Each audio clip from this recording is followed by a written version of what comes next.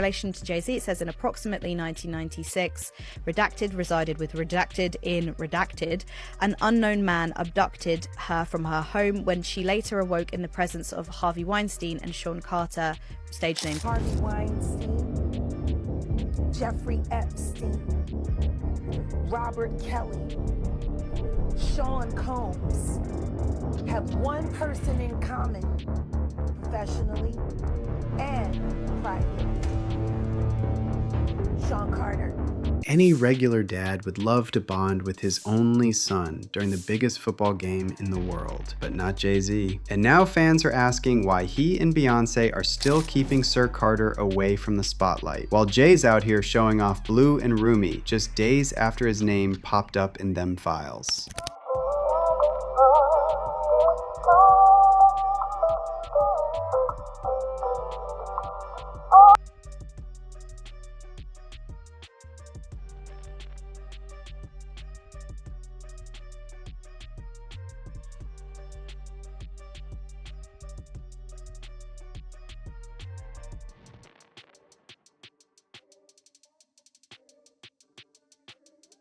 And I have to say, nobody's entitled to see Jay-Z and Beyonce's son. If they want to keep him away from the spotlight, it is their choice. But if you ask the internet, or 50 Cent, the optics are not great. He had Jay's face photoshopped onto the character from the famous science fiction movie franchise, and he posted it with the song Young Girl that came out when Jay-Z was about 36, with lyrics like, "Hove got a young girl, Hove got a young girl, still not quite 21. Now, back in the day, nobody really cared about this line, but now, with all the stories around Jay-Z, people are seeing it through a whole different lens. And of course, 50 had to add his own shade and wrote in the caption, "I know you're gonna say I'm a hater, but what do you say about what he's saying, fool? LOL, get your A down the street." Now, as for this whole conversation about Jay-Z hiding his son while pushing his daughters in the spotlight, remember when Kanye went on that wild rant on X and claimed Jay and Beyonce won't show their son because they're embarrassed he allegedly has a disability? Well, that wasn't the end of it.